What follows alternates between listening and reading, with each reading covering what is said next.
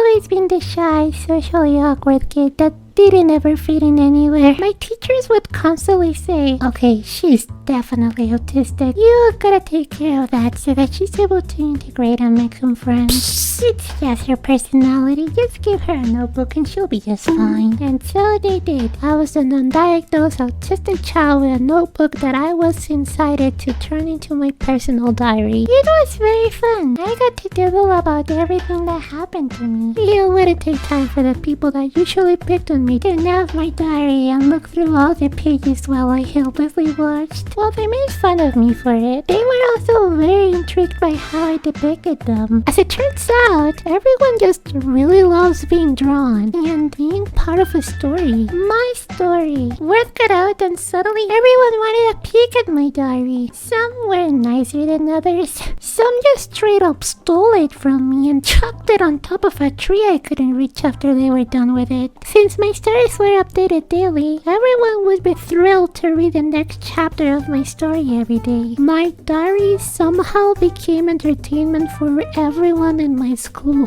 And it started to have actual effects on my daily life. One of my first chapters was me venting about how one of my bullies had stolen some of my colored pencils. And now that it had become widespread knowledge, some really nice classmates and teachers took action and made my bully return all my colored pencils. Unbeknownst to me, I was just given a very powerful item. Anything I would write could technically become reality. Surely, I would use this power for good, right? For justice, right? I would be responsible with it, right?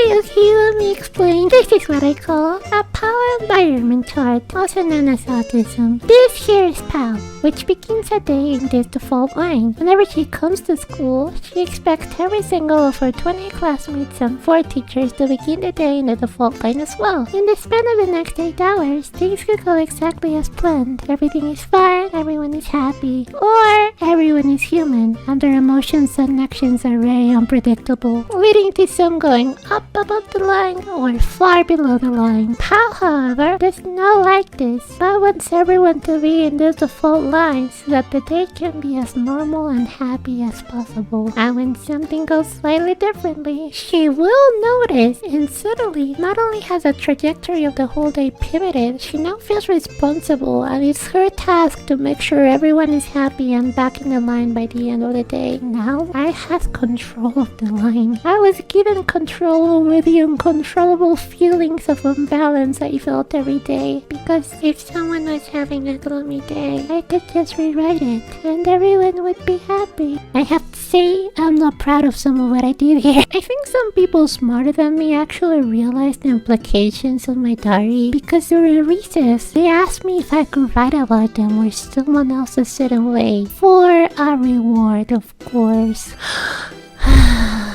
Alright, what will it be? Listen, back then I thought I was truly making everyone happy through this. So, as long as I was making you happy, sure, I'll do anything for you. People would read my diary like a newspaper. Sometimes I wouldn't even know when it left my bag. But I would occasionally see it circle around the classrooms during the day, and it always made its way back to me before the last bell rang. Here are some notable entries which may or may not have had drastic consequences. I overheard a girl saying that she might dump Derek. Derek is nice. Let's go easy on him. He might cry and I don't want that. The teacher was furious at us today, so much so that she turned off the lights and made us sit in silence for an hour. I liked it. Derek, if you're reading this, please spill Miss Abigail's coffee again. I love Miss Abigail, but maybe next time we can go a whole day in silence. It seems like all the girls have crushes on him. He's like the most popular guy. Derek got a warning for calling JJ a gay. Please do not call him that, it makes everyone cry. Emil got another girlfriend today. It is like their third one. Emil stole my custody yesterday. So I decided to let you all know that he's been paying me to say that he's cool and that a lot of girls have crushes on him. This is not true. I want my custody, yes, I'm hungry.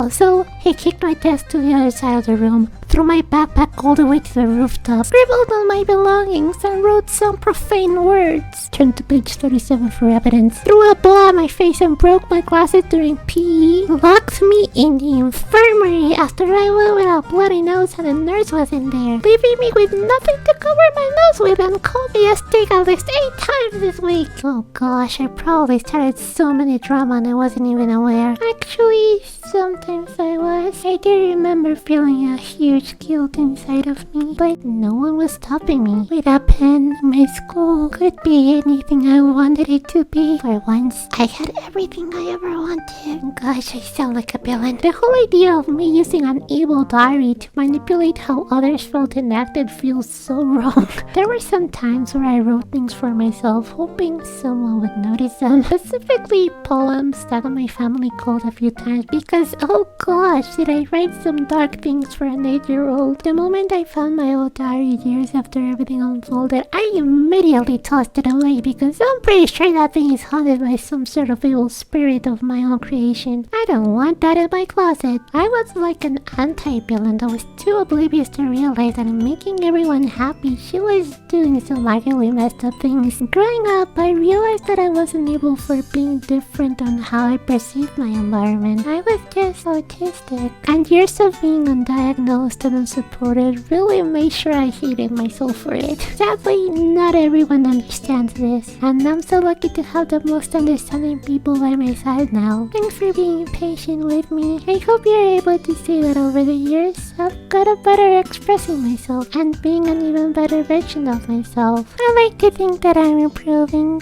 Thanks for watching, sleepyheads, and as always, take care, stay cozy, and good nighty.